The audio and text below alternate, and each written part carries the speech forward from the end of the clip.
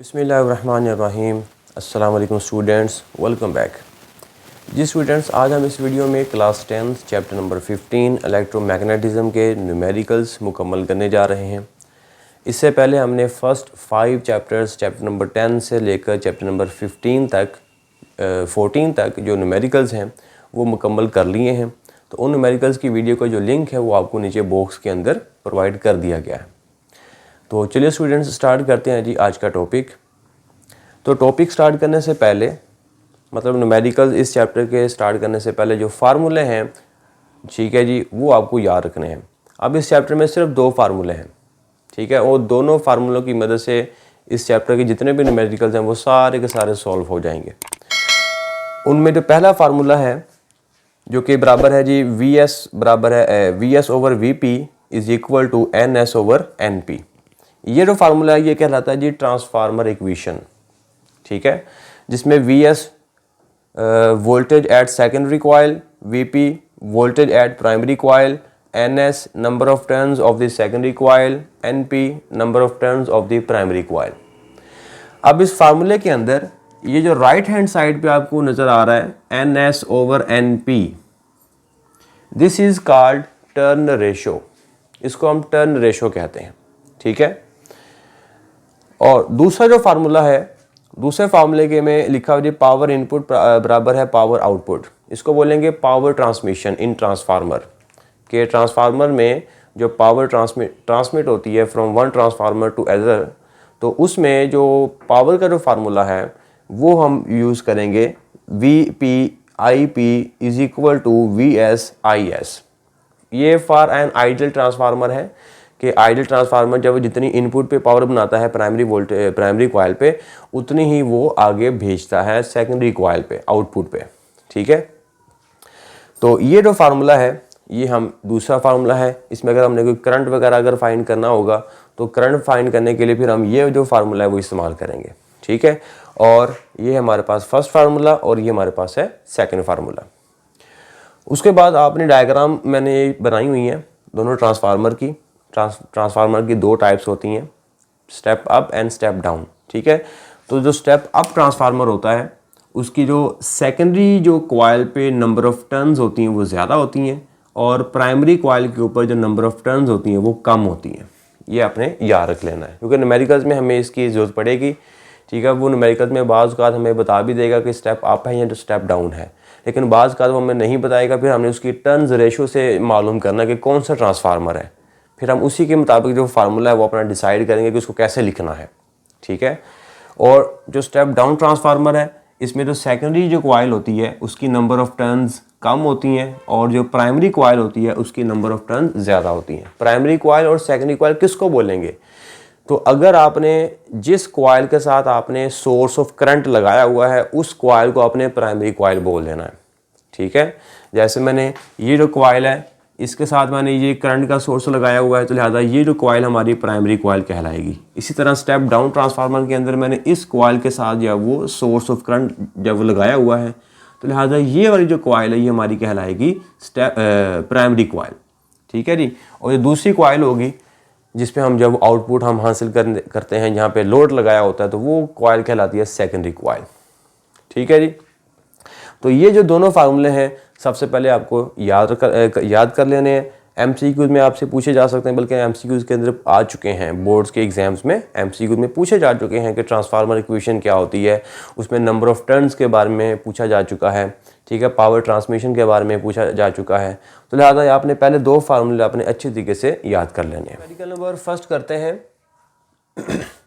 A transformer is needed to convert a mains 240 volt supply into a 12 volt supply। कहते हैं ये transformer है जो कि 240 वोल्ट को 12 वोल्ट में कन्वर्ट कर रहा है। तो जो 240 वोल्ट है ये कहलाएगा बेटा प्राइमरी वोल्टेज, ठीक है। और ये कन्वर्ट हो रहा है 12 वोल्ट में, तो 12 वोल्ट जो कहलाएगा सेकेंडरी वोल्टेज कहलाएगा, ओके। उसके बाद लिखता है जी if there are 2000 turns on primary coil. लो जी, प्राइमरी कॉइल की जो नंबर ऑफ टर्न्स हैं वो हैं 2000। तो मालूम करना है बेटा आपने find the number of turns on the secondary coil, कि जो सेकेंडरी कॉइल है उसकी नंबर ऑफ टर्न्स आपने मालूम करनी है, ठीक हो गया। तो आपको प्राइमरी वोल्टेज दी हुई है, सेकेंडरी वोल्टेज दी हुई है, प्राइमरी टर्न्स कितनी है वो आपको दी हुई है, और सेकेंडरी जो टर्न्स हैं वो आपने मालूम करनी है। ठीक हो गया। तो अब हम यहाँ पे बेटा डाटा लिखते हैं, और डाटा में हमें सबसे पहले गिवन है जी 240 वोल्ट, जिसको हम नाम देंगे प्राइमरी वोल्टेज। प्राइमरी वोल्टेज, और इसको हम डिनोट करेंगे किसके साथ?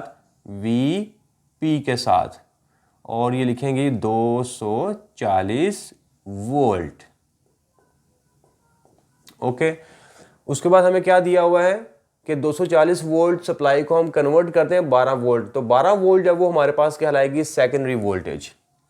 सो हम यहाँ पे लिखेंगे सेकेंडरी वोल्टेज, और सेकेंडरी वोल्टेज जो है इसको हम डिनोट करेंगे किसके साथ? VS के साथ, और ये हमारे पास कितनी है बेटा? 12 वोल्टेज। ओके हो गया। उसके बाद हमें दिया हुआ इसने प्राइमरी कॉइल की जो टर्न्स है वो है 2000, तो यहाँ पे लिखेंगे हम नंबर ऑफ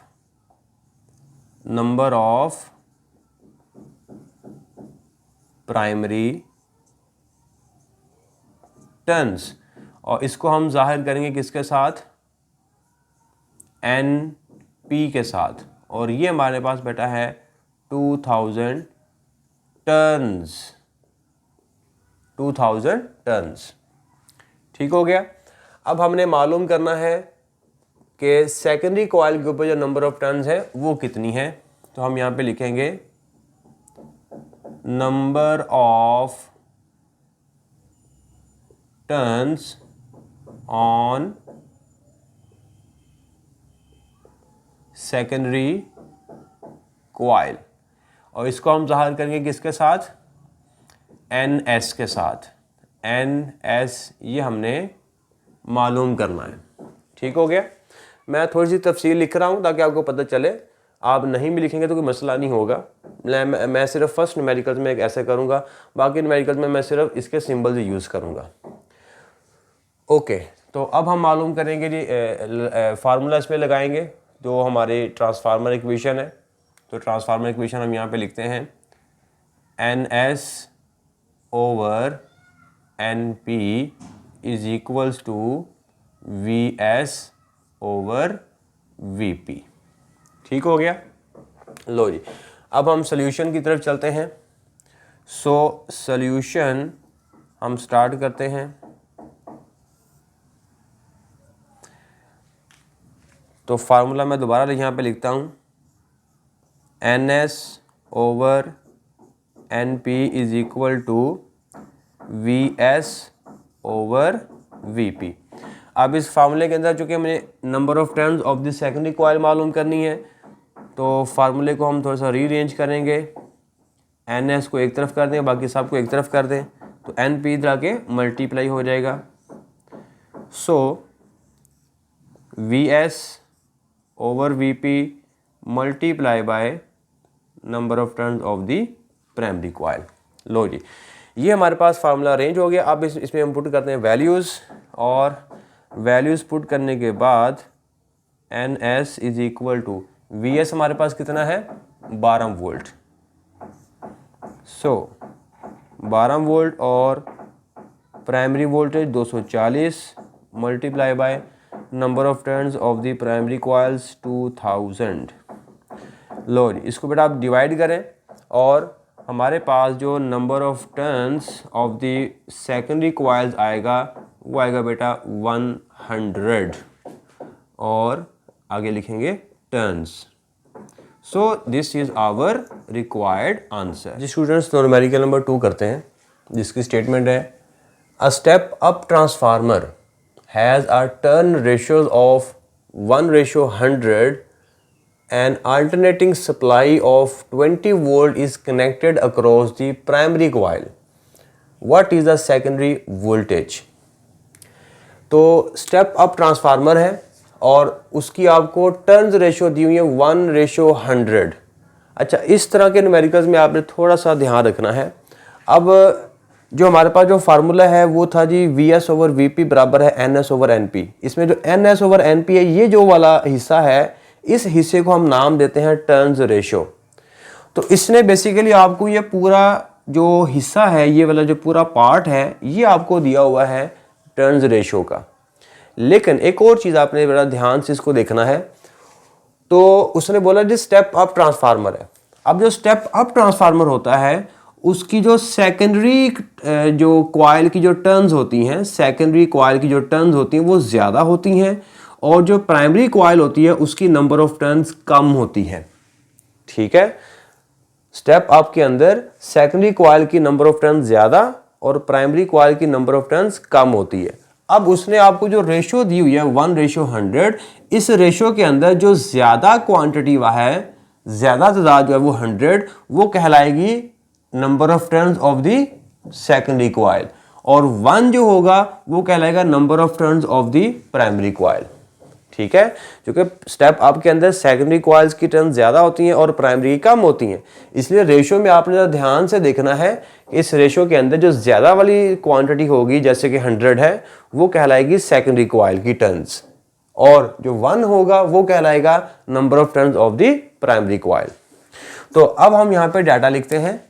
तो डाटा में हमें जो चीज़ गिवन है उसको हम पहले नोट कर लेते हैं। तो टर्न्स रेशियो हमें गिवन है, टर्न रेशियो, तो इसको हम यहाँ पे जाहिर करेंगे। इसमें NS 100 है और NP 1 है इस डायग्राम के मुताबिक। ठीक है, तो यहाँ पे हम यहाँ पे लिखेंगे NS over NP is equal to 1:100 है। तो इसमें NS की जगह पे कौन आएगा? NS की जगह पे हम लिखेंगे बेटा 100 ओवर NP की जगह पे हम क्या लिखेंगे? 1। बस ये स्टेप आपको समझना है, बस यही से आपकी गलती होनी है, आगे न्यूमेरिकल मुश्किल नहीं है। तो टर्न्स रेशियो को हमने लिखा NS ओवर NP। ठीक है, NS ओवर NP। तो अब चूंकि जो सेकेंडरी कॉइल होती हैं, जो सेकेंडरी कॉइल की जो टर्न्स होती हैं वो ज़्यादा होती हैं, इसलिए हमने 100 को NS के इक्वल किया, और जो 1 है वो हमने किया प्राइमरी कॉइल के इक्वल। इसलिए मैंने NS की जगह पे 100 लिख दिया और NP की जगह पे मैंने लिख दिया 1। बस ये आपको एक मेन पॉइंट आपको ध्यान से समझना है। उसके बाद हमें और क्या दिया हुआ है जी? An alternating supply of 20 volt is connected across the primary coil. ये 20 वोल्ट है, इसको हमने जोड़ा हुआ है प्राइमरी कॉइल के साथ, यानी कि ये प्राइमरी वोल्टेज हमें दी गई है। So primary voltage, primary voltage, और इसको हम लिखेंगे VP is equals to 20 volt, और हमने मालूम करना है सेकेंडरी वोल्टेज हमने मालूम करनी है। तो रिक्वायर्ड डाटा में हम लिखेंगे secondary voltage is equals to VS, ये हमने मालूम करनी है।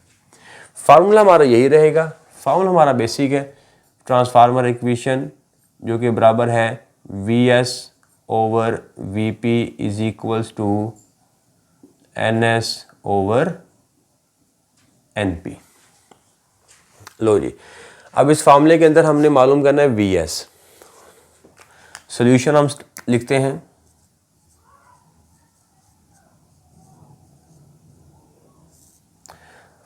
सॉल्यूशन में दोबारा लिखते हैं formula VS over VP is equals to NS over NP। अब NS ओवर NP ये सारा हमें गिवन है 100 ओवर 1 की शक्ल में। ठीक है, अब मुझे जो कोई VS मालूम करना है, तो VS को मैं इधर ही लिख देता हूँ, is equals to NS over NP multiply by VP। Okay, अब इस पूरे फैक्टर की जगह पे NS/N की P की जगह पे हम लिखेंगे 100/1 और VP हमारे पास कितना है वो है 20। ओके, तो VS is equals to 100/1 multiply by 20। लो जी, इसको आप मल्टीप्लाई करेंगे बेटा, तो मल्टीप्लाई करने पे हमारे पास जो जवाब आएगा VS का वो आएगा 2000 और पोटेंशियल का unit volt. So this is our required answer. जी स्टूडेंट्स, तो न्यूमेरिकल नंबर 3 की तरफ मूव करते हैं, जिसकी स्टेटमेंट है a step down transformer has a turns ratio of 1:100। अब हमारे पास स्टेप डाउन ट्रांसफार्मर है। न्यूमेरिकल नंबर 2 में स्टेप अप ट्रांसफार्मर था। अप के अंदर क्या होता है कि जो सेकेंडरी जो कॉइल्स होती हैं उसकी जो टर्न्स होती है वो ज़्यादा होती हैं और जो प्राइमरी है उसकी कम होती है। लेकिन स्टेप डाउन के अंदर उस डायग्राम में आप देख सकते हैं कि जो number of turns of the secondary coil है वो कम है और प्राइमरी कॉइल की जो टर्न्स है वो ज़्यादा हैं। ठीक है, तो अब इस रेशियो के अंदर जो 1 है वो किसको ज़ाहिर कर रहा है और जो 100 है वो किसको ज़ाहिर करेगा? तो 1 जो है वो ज़ाहिर करेगा सेकेंडरी कॉइल्स की टर्न्स को और जो 100 है वो ज़ाहिर करेगा प्राइमरी कॉइल की टर्न्स को। क्योंकि स्टेप डाउन के अंदर प्राइमरी की जो टर्न्स हैं वो ज़्यादा होती हैं और सेकेंडरी की जो टर्न्स हैं वो कम होती हैं, इसलिए जो कम वाली क्वांटिटी है वो सेकेंडरी कहलाएगी और जो ज़्यादा वाली जो क्वांटिटी है वो कहलाएगी प्राइमरी कॉइल्स की टर्न्स। ठीक हो गया।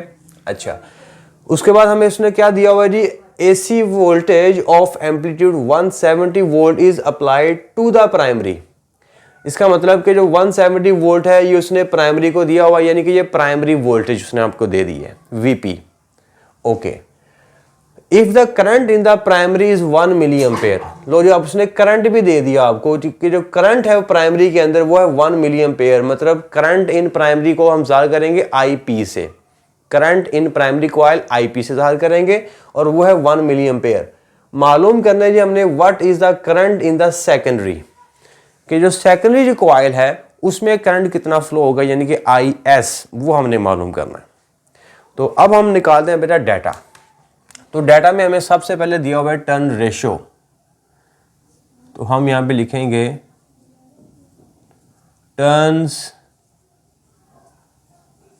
रेशो इज इक्वल टू, वो फार्मूला हमारे पास वही है, NS/NP। ठीक है, NS/NP फार्मूला यही रहेगा। ठीक है, उसकी जो साख्त है वो यही रहेगी।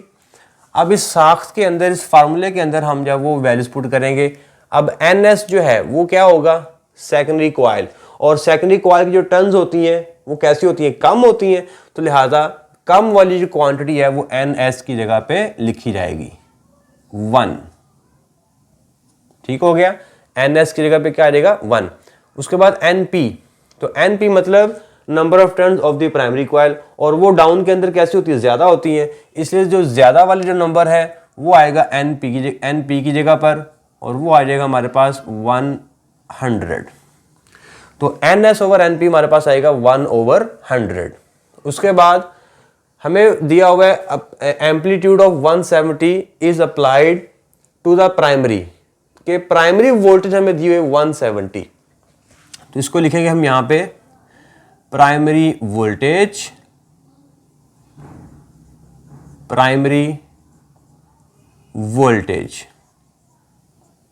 ठीक हो गया, और इसको हम ज़ाहिर करेंगे VP से और वो हमें दिया बेटा 170 वोल्ट। ओके, और हमें क्या दिया हुआ है, और हमें दिया हुआ जी current in the primary is 1 milli ampere. Current in the primary उसको हम ज़ाहिर करेंगे IP से। ठीक है, सो IP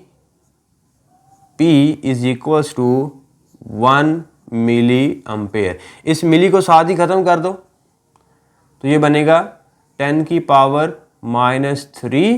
एम्पेयर।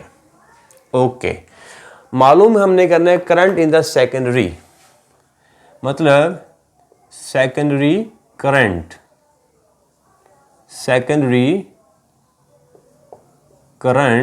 इसको ज़ाहिर करेंगे IS और सवालिया निशान।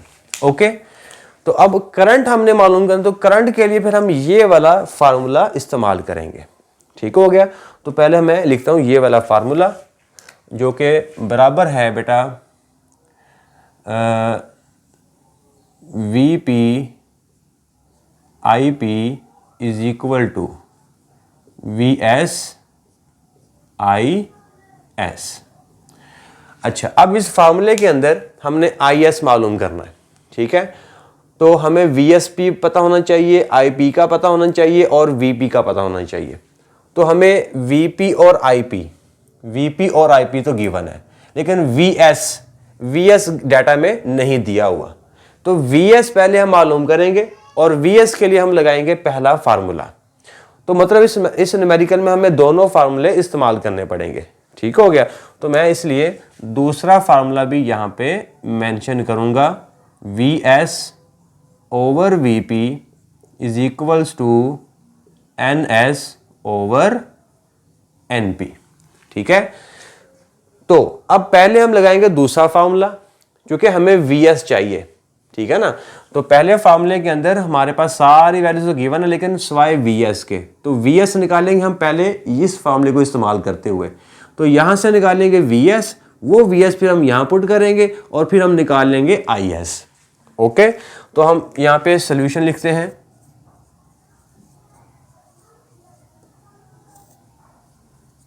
तो सोल्यूशन के अंदर मैं पहले यूज करूंगा दूसरा फार्मूला जो कि बराबर है VS ओवर VP बराबर है NS over NP।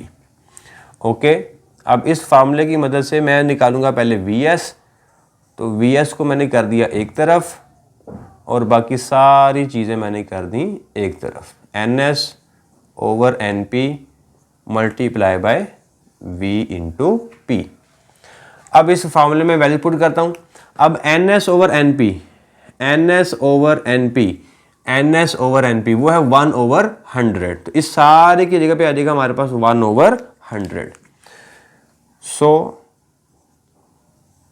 VS is equals to 1/100 multiply by VP हमारे पास कितना है, VP है 170। ओके जी, तो ये इसको काटा, तो ये है, इसको आप डिवाइड करेंगे। VS 1.7 volt. लो जी, ये हमारे पास रिक्वायर्ड आंसर अभी नहीं आया। रिक्वायर्ड आंसर के लिए हमें IS निकालना है, तो हमने पहले निकाल लिया VS। अब हम लगाएंगे जी बेटा पहला फार्मूला। ठीक है जी, तो पहले फार्मूले के अंदर पहला जो फार्मूला वो हम लगाते हैं जो कि बराबर है VPIP बराबर है VS IS, या इसको आप इधर भी पहले लिख सकते हैं VS IS is equals to VP IP। अब यहाँ से निकालना मुझे IS निकालना है। ठीक है, तो IS को एक तरफ कर दें और बाकी सारी चीज़ें एक तरफ कर दें। VP IP over VS। लो जी, अब इसमें बेटा वैल्यूज पुट कर देते हैं हम, और वैल्यूज पुट करने के बाद VP हमारे पास कितना था 170 मल्टीप्लाई बाय IP हमारे पास कितना था milli ampere divided by VS अभी हम निकाला 1.7, इसको हम डिवाइड करते हैं 170 मल्टीप्लाई बाय 10⁻³ डिवाइडेड बाय 1.7, तो ये आ जाएगा बेटा 0.1। तो IS is equal to 0.1 ampere. So this is our required. जी स्टूडेंट्स, तो न्यूमेरिकल नंबर 4 करते हैं जिसकी स्टेटमेंट है a transformer design to convert voltage 240 volt to 12 volt. एक ट्रांसफार्मर है जो कि डिज़ाइन किया गया 240 वोल्ट को 12 वोल्ट में कन्वर्ट करने के लिए।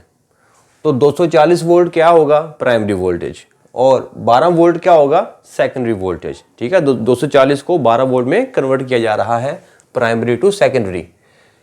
Has 4000 turns on the primary coil, और उस ट्रांसफार्मर की जो प्राइमरी कॉइल है उसकी नंबर ऑफ टर्न्स कितनी है? 4000।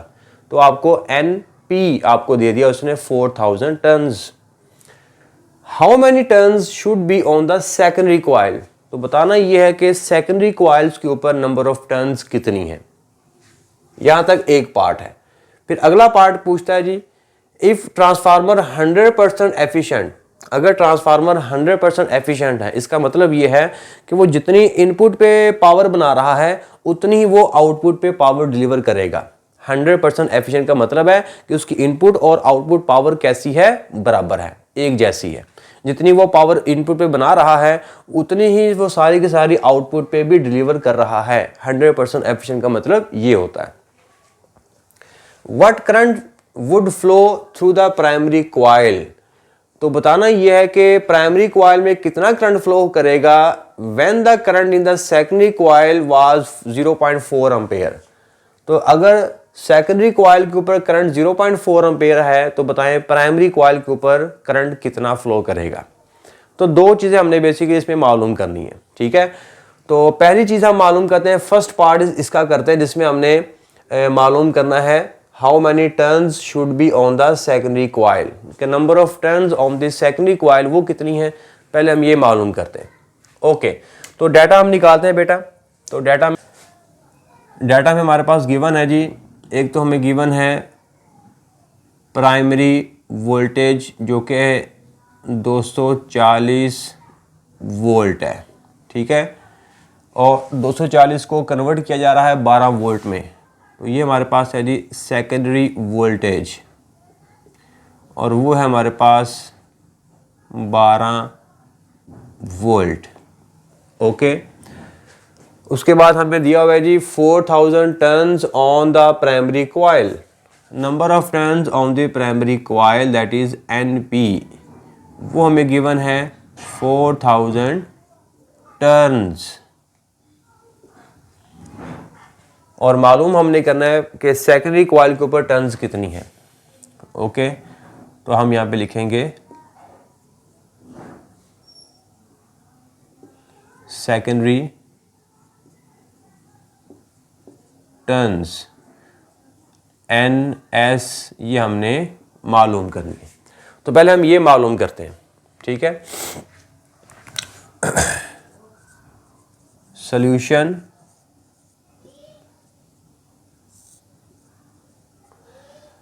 ओके, फार्मूला हम लिखना भूल गए।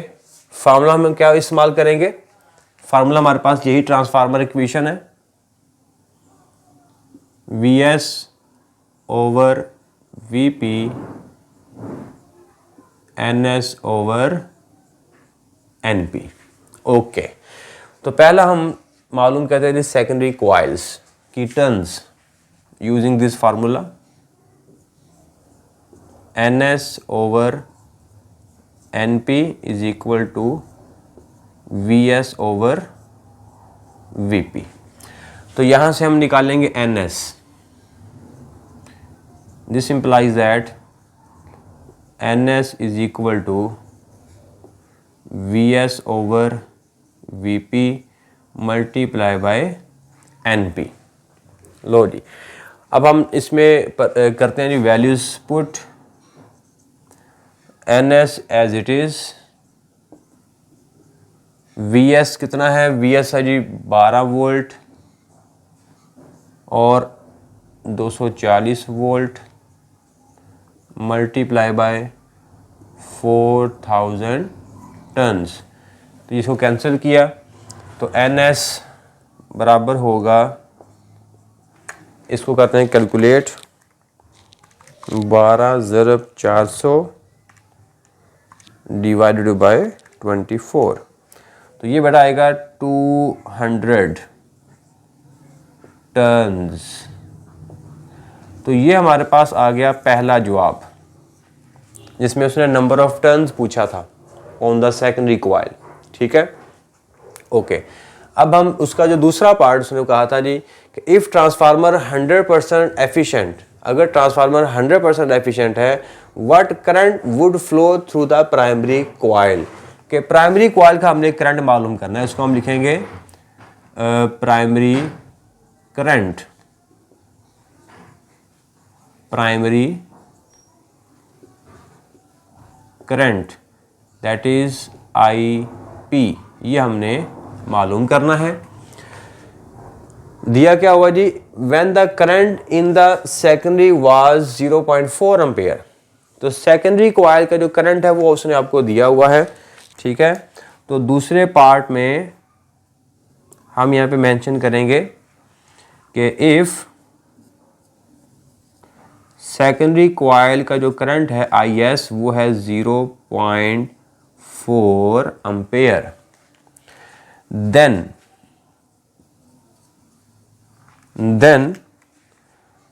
अब करंट मालूम करने के लिए हम क्या करेंगे, करंट वाला फॉर्मूला इस्तेमाल करेंगे, ठीक है। ये वाला करंट का फॉर्मूला वो यहाँ पे भी हम लिख देते हैं, VP IP is equal to VS IS। Okay, तो अब मैं लगाता हूँ ये वाला फार्मूला, और ये वाला फार्मूला लगाकर हम निकाल लेंगे IP। So VP IP is equal to VS IS, यहाँ से हम निकालेंगे IP। So IP is equal to VS IS over VP। So इसमें वैल्यूज पुट करते हैं, इसमें हम वैल्यूज पुट कर देते हैं। VS हमारे पास कितना है, VS है जी 12 वोल्ट, 12 वोल्ट, और IS हमारे पास कितना है, IS अभी हम ये 0.4 है, 0.4, और VP हमारे पास कितना है, VP है 240। लो जी, इसको हम करते हैं जी डिवाइड, 0.4 डिवाइडेड बाई 240। तो ये बेटा करंट हमारे पास आएगा IP is equal to 0.02 ampere. So this is our required. जी स्टूडेंट्स, तो चलते हैं जी लास्ट न्यूमेरिकल की तरफ, जिसके स्टेटमेंट और ये न्यूमेरिकल भी बहुत इंपॉर्टेंट है, पेपर में कई बार रिपीट हो चुका है, तो आसान भी है, ठीक है। इसको बड़े ध्यान से आपने इसको समझना है। A power station generates 500 megawatt of electrical power which is fed to a transmission line। कहते हैं एक पावर स्टेशन है, उससे एक 500 मेगावाट पावर जनरेट हो रही है, और फिर बाद में जब वो उस पावर को आगे ट्रांसमिट किया जाता है थ्रू ट्रांसमिशन लाइंस, ठीक है। जैसे डायग्राम मैंने आपको दिखाई हुई है कि इस डायग्राम के अंदर ये पावर स्टेशन है, और यहाँ से 500 मेगावाट की पावर जनरेट हो रही है, और इस पावर को फिर आगे ट्रांसमिट करना है थ्रू ट्रांसमिशन लाइंस, ठीक है जी। और कितनी पावर आगे ट्रांसमिट हो रही है, वो है 500 मेगावाट। यहाँ से टोटल कितनी पावर जनरेट हो रही है और फिर आगे उस पावर को ट्रांसमिट किया जा रहा है, वो पावर आपको दी हुई है 500 megawatt. What current would flow in the transmission line, कहता है जी इन ट्रांसमिशन लाइंस के अंदर करंट कितना फ्लो होगा जब हम पावर को ट्रांसमिट करेंगे, ठीक है, उन लाइंस के ज़रिए से, उन तारों के ज़रिए से, तो उन लाइंस में, उन तारों में करंट कितना फ्लो करेगा, ये हमने मालूम करना है। If the input voltage is 250 kilo volt, अगर इनपुट वोल्टेज जो है वो 250 किलो वोल्ट हो और जो पावर है टोटल वो 500 मेगावाट हो, तो उनको ट्रांसमिट करने के लिए, पावर को ट्रांसमिट करने के लिए करंट कितना फ्लो होगा उन तारों में, वो करंट हमने मालूम करना है, ठीक है। अब डाटा हमें दिया हुआ बेटा जी, पावर हमें दी हुई जी 500 मेगावाट, मेगा को मैंने खत्म किया 10 की पावर 6 बन गया। वोल्टेज हमें दी गई है 250 किलो वोल्ट, किलो को मैंने खत्म किया तो हमारे पास बन गया 10 की पावर 3 वोल्ट। तो पावर हमें दी गई है और वोल्टेज हमें दिया गया है, मालूम हमने करना है करंट कितना फ्लो हो रहा है, ठीक है जी। तो अब जो फार्मूला है वो मैंने इस्तेमाल किया जी, power is equal to VI। तो पावर के 2-3 फार्मूले हैं, उनमें हमने यही वाला जो फार्मूला क्यों यूज़ करना है। तो जब बात हो ना टोटल पावर की, कि टोटल पावर डिलीवर्ड हो रही है through source by power station, तो उस टोटल पावर की कैलकुलेशन के लिए फिर हम ये वाला जो फार्मूला वो इस्तेमाल करते हैं, ये वाला कॉन्सेप्ट इस्तेमाल करते हैं। ठीक है, तो यहाँ पे जो टोटल पावर है वो आगे ट्रांसमिट होनी है थ्रू ट्रांसमिशन लाइंस, तो उसके लिए फिर हमने टोटल पावर का फार्मूला इस्तेमाल करेंगे, P = VI। ओके जी, तो अब हम इसका सोल्यूशन करते हैं, सोल्यूशन इसका निकालते हैं जी। इसमें करंट हमने मालूम करना है, तो जो फार्मूला बनेगा P = VI। दिस सिंपलाइज दैट कि जो करंट है वो हमने मालूम करना है, तो ये फार्मूला बनेगा P/V। ठीक हो गया। अब इसमें जस्ट वैल्यूज पुट कर दो बेटा। तो पावर की वैल्यू हमारे पास है 500 × 10⁻6 मेगा, ओवर वोल्टेज हमें दिया गया है 250 × 10⁻3 किलो। इसको आप कैंसिल कर दें, ये 0 इससे गया 25 2 50। तो ये हमारे पास बेटा करंट की वैल्यू हमारे पास आएगी 2 × 10⁻3 ampere. So this is our required answer.